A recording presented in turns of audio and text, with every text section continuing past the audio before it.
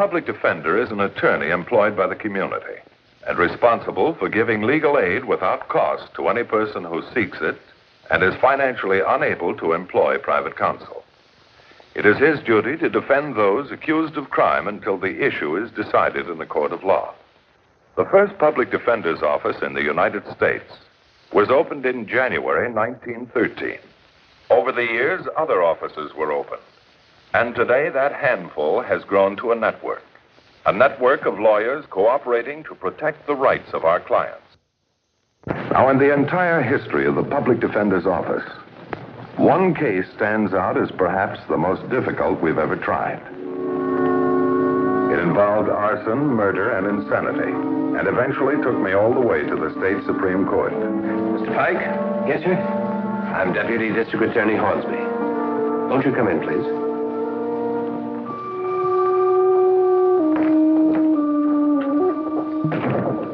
Sit down. This is Mr. Berger of the Amiga Insurance Company. 3 weeks ago, your aunt, Miss Rosetta Pike, 1419 West 5th Place, perished in a fire which destroyed her residence. You're claiming the insurance? I'm her only relative. You also claim the insurance on a necklace of your aunt's. It was lost in the fire. Wasn't it? It's in a safe deposit box at the Merchant's Bank. If you knew it was there, Mr. Pike, you'd be guilty of fraud. But I didn't know, honest. I thought it was burned. You're lying. It's been in the vault for 3 years.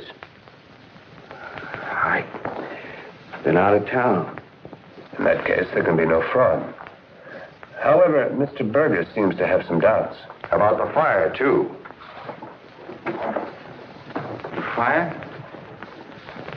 Was an accident, wasn't it? Was it?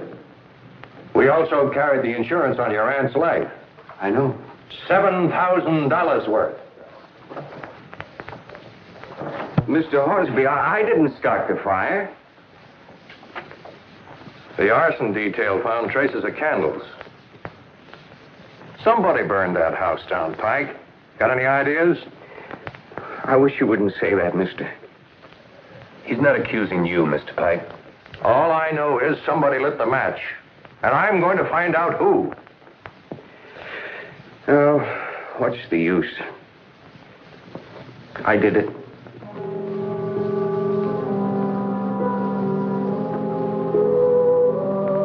Did what? Burn down the house.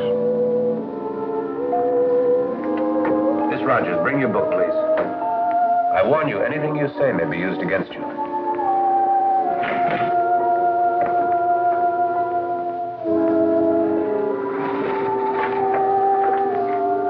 10 a.m., March 24th. Office, Deputy District Attorney Mark Hornsby. Present, Mr. John Berger, Amiga Insurance Company, Clifford Pike. Myself. You live at 1367 West Vermont Street? You understand any statement you make is free and voluntary without any promise of immunity or reward. You're making this confession because you wish to get it off your conscience? Now, tell us how you set fire to your aunt's house. I lit a candle and put it in the closet on the second floor. Which closet? I don't remember. Was it your intention to kill your aunt? Yes, sir? You're saying this because it isn't the truth? Yes, sir.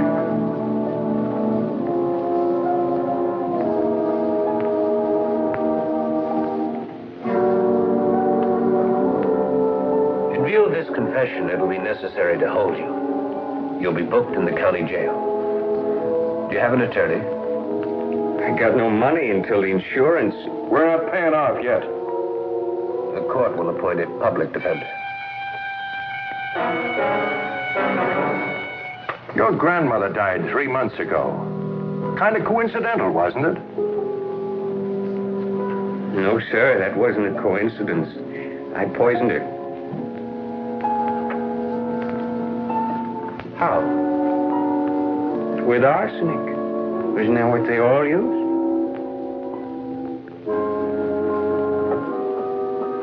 2 weeks after the indictment, I was appointed to represent Clifford Pike.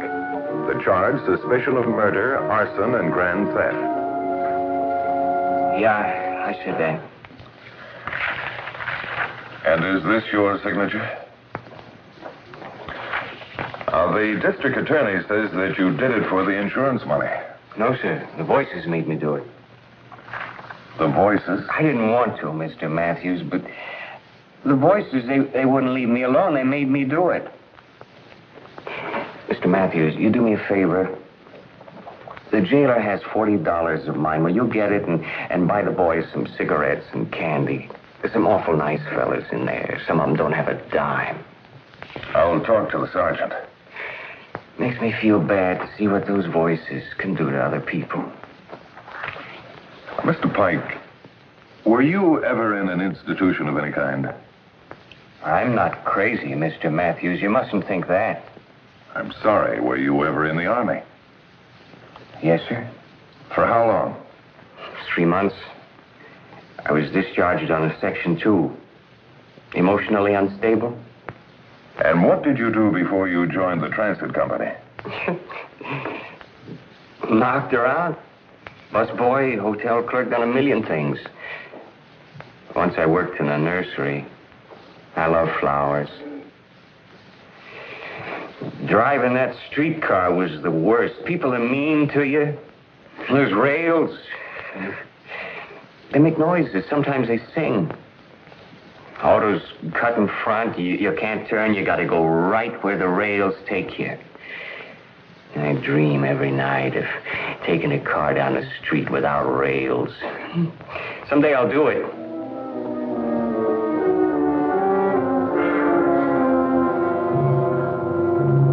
The fire could have happened like he says, Mr. Matthews. But you still list its origin as unknown or undetermined. Until someone's convicted. Well, is there any other way it could have started? The old wiring, those old gas stoves. Oh, but you found candles in the debris. Well, we found traces. Sergeant, you've been head of this detail for quite a while. What's your experience with people who start fires?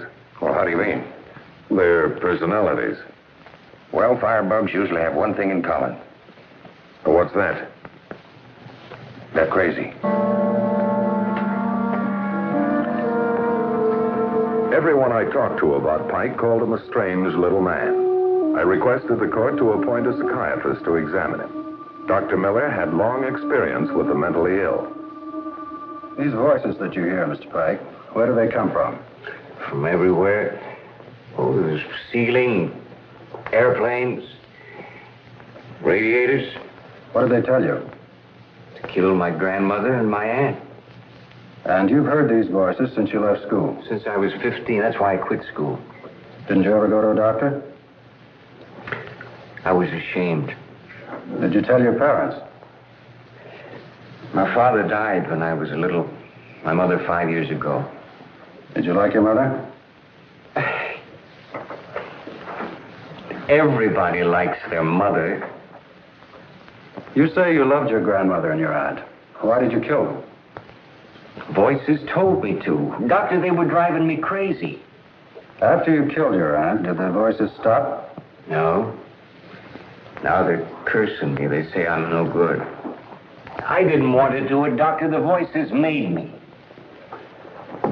That's all. Thank you, Mr. Pike.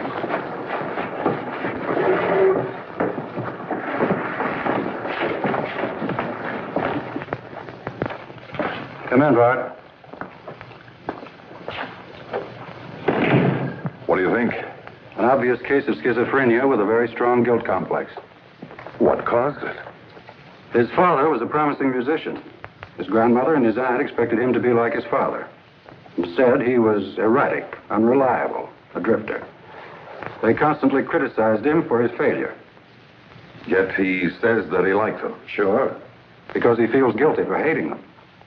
What about his parents? Both dead. I gathered that his mother must have been dominated by the grandmother, who was a strict disciplinarian. Well, when he comes up for plea tomorrow, I'll enter an additional plea of not guilty by reason of insanity. How do you feel? In my professional opinion, he's insane. The case of the People versus Clifford Pike went to trial in Superior Court on May 15th before Judge Homer Edwards. We elected to waive a jury trial. Dr. Anthony B. Collins, autopsy surgeon for the county coroner, established the cause of death of Miss Rosetta Pike, asphyxia from inhalation of smoke. Insurance investigator Berger told the court that Clifford Pike stood to inherit $15,000 in life and fire insurance upon his aunt's death. Deputy District Attorney Hornsby needed only a few witnesses to establish the contention of the state that Clifford Pike was guilty. He then rested his case. Having no witnesses to dispute the facts introduced and basing my hopes on the insanity trial to follow, I rested my case. It is the verdict of the court that the defendant, Clifford Pike, is found guilty as charged. We will take up the sanity issue tomorrow. Court will recess until 10 o'clock tomorrow morning.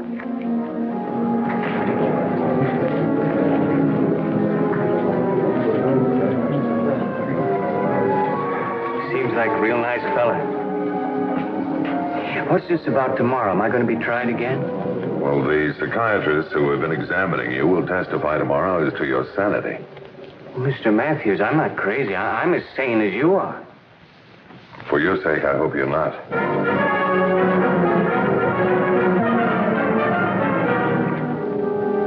Your name, please. Dr. Alfred Hughes. And what is your official position, Doctor? I'm chief psychiatrist of the State Hospital for the Criminally Insane. You examined the defendant? I did.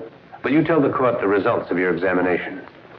I found Mr. Pike above normal intelligence, very clever, and well-versed in the deeper significance of psychology. Have you formed any opinion as to whether or not he's schizophrenic? Yes, I have. It's my opinion that he's faking. And on what do you base that opinion, Doctor? A number of things. Primarily a series of tests, especially the Rorschach test. His reactions were definitely within normal limits. Did you find any further clue that would tend to make you think the defendant is faking? Yes. In his home, I found many books on abnormal psychology. Careful pencil marks have been made opposite references to hallucinations and the voices he claims he hears. Thank you, Doctor. Your witness.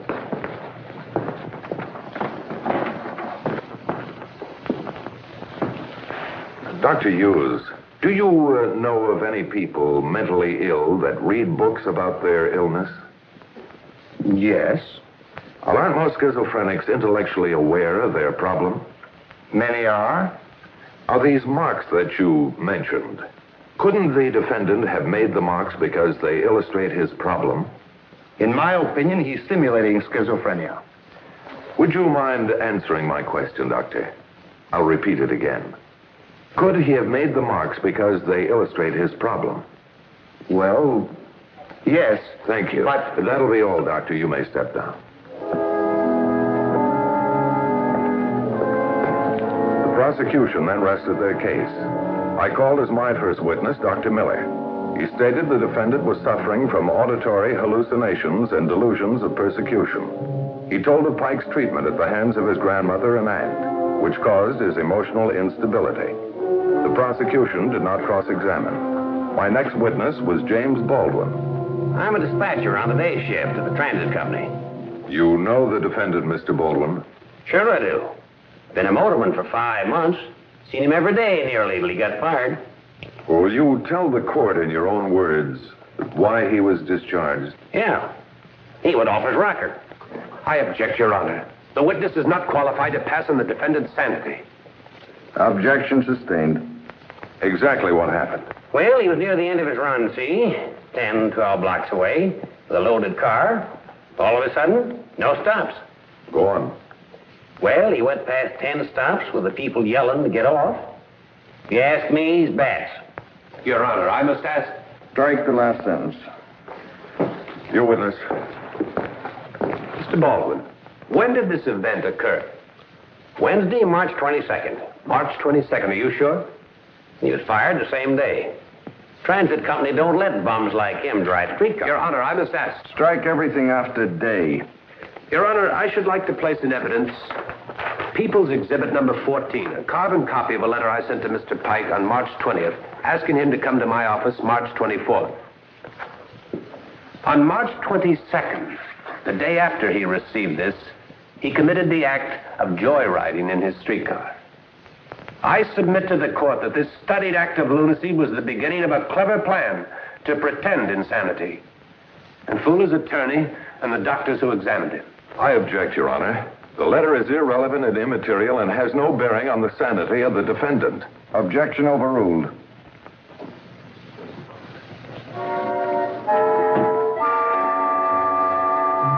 It is the finding of this court that the defendant was sane at the time of commission of the offense and is sane now. I'll put this matter over to the 28th for sentencing. No. No, you can't let him do that. He made a mistake. I'm crazy. Having been found sane, Clifford Pike was sentenced to die within 90 days. I went to visit him in the death house at the state prison. They got no right to kill me. I'm not responsible. I'm insane. I appealed to the state Supreme Court, but they turned us down. Why can't they understand? The voices made me do it. Mr. Matthews, get me another psychiatrist. Wouldn't do any good. And go to the governor. I'd like to, but I need to present extenuating circumstances. Now, isn't there anyone you knew as a boy who could testify in your behalf? Neighborhood's full of new people. Well, can't you remember who lived next door to you when you were a boy? When they died, the new owners made a rooming house out of it. It's no use. There's nobody. Don't waste your time. Don't you worry about that. It's my job to find someone. I was puzzled. My client's life was at stake, and yet he refused to cooperate. With the help of an old city directory, I located a former neighbor of the Pikes without too much trouble. Yes, sir? Hello, I'm Bart Matthews, Public Defender's Office. Oh, yes. I read your name in the paper. You're Clifford's lawyer. Come in. I've been following the case very closely. You don't know how upset I've been. Is he going to die? Could you tell me something about his childhood, Mrs. King? Oh, such a nice boy. Would you like some cocoa? No, thanks. His poor mother. I hope she doesn't hear about it. His mother, she's dead. Dead? Did he say that? Why, land sakes alive, he must be crazy. She's in Canada, left about a week after the fire. How do you know? Oh, Annette's been visiting me from time to time for 5 years now. Ever since I moved here. I guess I'm about her only friend. Why, she was here the day before she left. She was so happy. Of course, she didn't know that Clifford... Why should she be so happy? She was free, like a bird escaped from a cage. I'm not one to gossip, Mr. Matthews, but that old Mrs. Pike and her daughter made life miserable for poor Annette. They treated her like dirt. Well, do you know of any reason why Clifford should lie about his mother and say that she was dead? No, he loved her in his way. I'm sure of that. Where can I reach her? She's near Quebec. She's French-Canadian, you know. Oh, I had a lovely card from her a few weeks ago. I always save my prettiest postcards. This one is of a lake. Lake, St. Raymond. May I have it? Oh, if it'll do you any good. I'm sure that it will, Mrs. King. You haven't written about the case? How could I tell her that Clifford's going to die? I see what you mean. Got a new psychiatrist? No. How can I believe anything you say, Pike? Why did you tell me your mother was dead? She is. She's in Canada. She went there a week after the fire. Mr. Matthews, she's got a bad heart. If she learns about this, it'll kill her. Pike, she's on her way here now. You lie. Nobody knows where she is. She was located at St. Raymond, Quebec. My mother's not on trial. I am. You can't bring her into this. Her evidence might get us a new trial. I don't want a new trial. Get out. I don't need you. I don't need anybody. And leave my mother alone. Leave my mother alone. Leave her alone. Do you think you could get a new trial, Mr. Matthew? If you could help me find some new evidence. Clifford is a strange boy, but it's not his fault.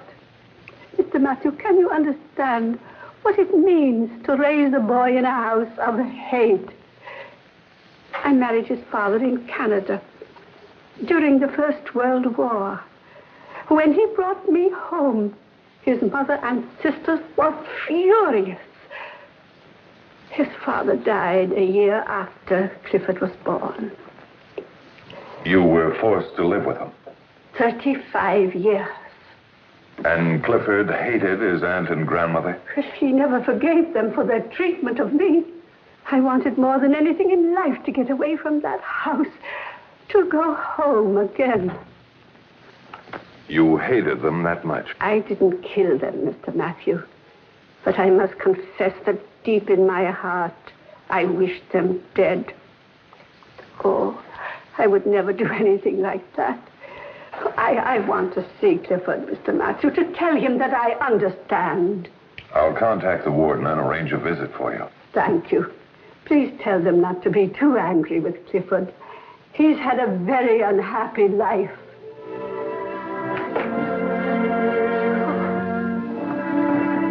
Clifford.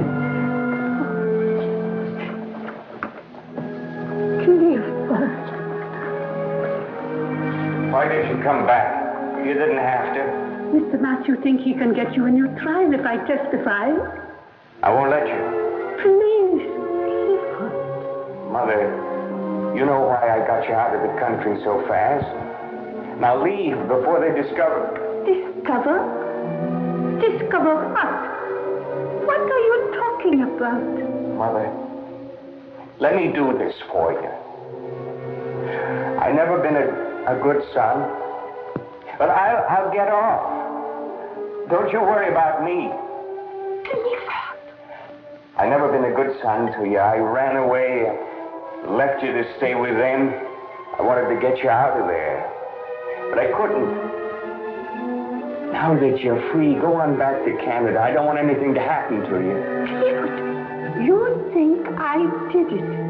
Mr. Matthew, he think I did it. Please, Mother, stop it. Oh, I didn't poison your grandmother, Clifford. I saw that poison in the kitchen closet.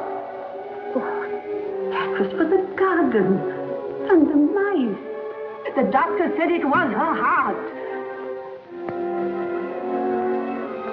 But the night of the fire, when we started for the movies, you went back for something. I saw the light go on in the upstairs hall. Oh, that was for my purse, Clifford, for my purse. When we came home, the house was burned almost to the ground. You wouldn't go close. We stayed a block away. You had a strange look on your face. You were happy. I was glad it happened. But I didn't make it happen. You must believe me. And if you didn't do it, it must have been an accident. I didn't do it. Wait. It was cold that night. Rosetta used to turn on all those old gas heaters when she was chilly. I warned her to get them fixed, but she wouldn't spend the money. It had to be an accident, Clifford. It had to be. Mr. Matthews, you got to get me out of here. I didn't do it. Neither did my mother. It was an accident. It was an accident. Ever hear anything so crazy?